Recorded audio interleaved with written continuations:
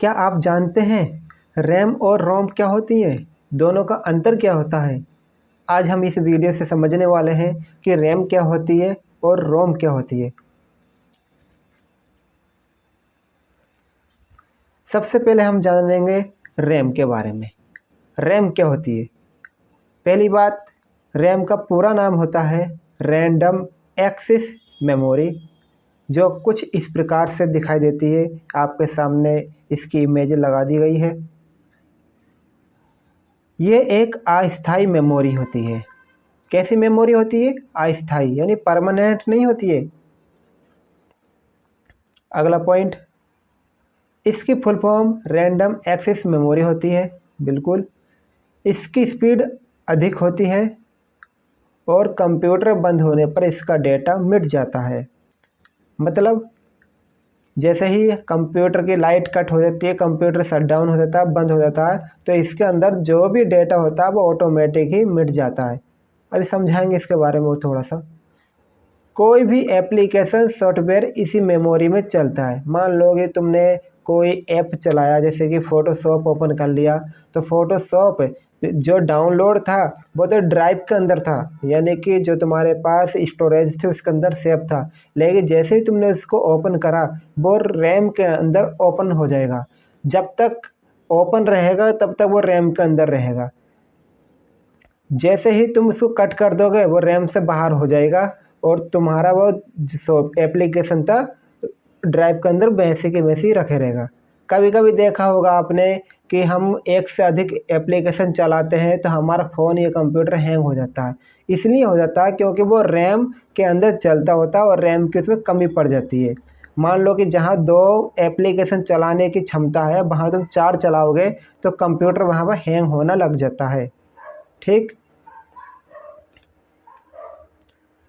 जैसे पॉइंट भी लिख दिया है। जैसे अगर आप फ़ोटोशॉप चलाते हैं तो जब तक फ़ोटोशॉप चलेगा तब तक वह रैम में ही चलेगा। ठीक, अगला पॉइंट, रोम। अब आ जाती है रोम। रोम की जो फुल फॉर्म होती है वो होती है read only memory. Read only memory, जो कि इस प्रकार दिखाई देती है, जो आपके सामने इमेज दिखाई दे रही है, ये एक रोम की है। ये कैसी मेमोरी है? स्थायी मेमोरी होती है, परमानेंट। इसकी full form read only memory होती है। बिल्कुल। इसकी स्पीड कम होती है, किसकी तुलना में? रैम की तुलना में। कंप्यूटर बंद होने पर इसका डेटा नहीं मिटता है। इसमें कंप्यूटर के इंस्ट्रक्शंस होते हैं। जैसे कंप्यूटर ऑन होता है तो शुरुआत में माउस कीबोर्ड में लाइट जलती है, मतलब ये बायोस की वजह से होता है। आपने देखा होगा कभी कभी का हमेशा देखते होंगे, जैसे कि लैपटॉप ऑन करते हैं, कंप्यूटर ऑन करते हैं, तो सबसे पहले कीबोर्ड माउस में उसकी लाइट पहुंच जाती है और फिर बंद हो जाती है। ये ऐसा क्यों हो रहा है? ये होता है बायोस की वजह से। बायोस क्या होता है? बायोस एक प्रोग्राम होता है जो कि हर एक कंप्यूटर के अंदर पहले से ही सेव रहता है, जो कि चेक करता है कि कीबोर्ड माउस सही से काम कर रहे हैं या नहीं कर रहे हैं। तो जो बायोस सेटअप है वो किस में सेव होता है? वो रोम के अंदर स्टोर होके आता है। तो रोम में जो डेटा भरा हुआ है बायोस का, वो क्या होता है? परमानेंट, वो डिलीट नहीं होता। चाहे कंप्यूटर बंद करो, चाहे खोलो उसको। ठीक, अब इसके बारे में कुछ अंतर भी जान लेते हैं।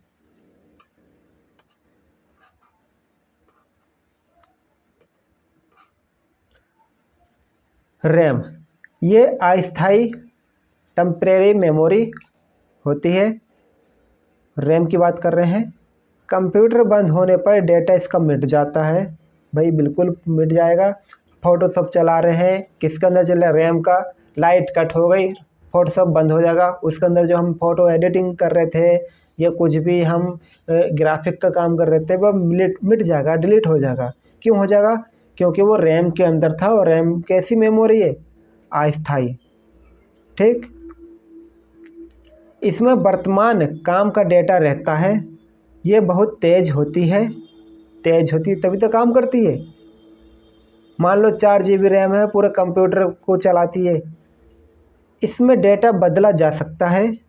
इसका उपयोग प्रोग्राम चलाने में होता है, जैसे उदाहरण के तौर पे देखा जाए एप्लीकेशन चलाना। रोम की बात करते हैं। रोम का पूरा नाम रीड ओनली मेमोरी होता है। ये एक परमानेंट मेमोरी होती है। कंप्यूटर बंद होने पर डेटा नहीं मिटता है। मैंने अभी आपको बताया क्यों नहीं मिटता है, क्योंकि इसके अंदर बायोस का सेटअप आता है। कंप्यूटर के अंदर इंस्ट्रक्शंस होते हैं, दिशा निर्देश होते हैं इसके अंदर भरे हुए। इसमें ज़रूरी निर्देश रहते हैं। ये धीमी होती है, स्लो होती है। इसमें डेटा सामान्यतः नहीं बदला जा सकता। इसका उपयोग कंप्यूटर स्टार्ट करने में होता है। कंप्यूटर स्टार्ट होता है तो लाइट जलती है, तो इसी की वजह से होता है।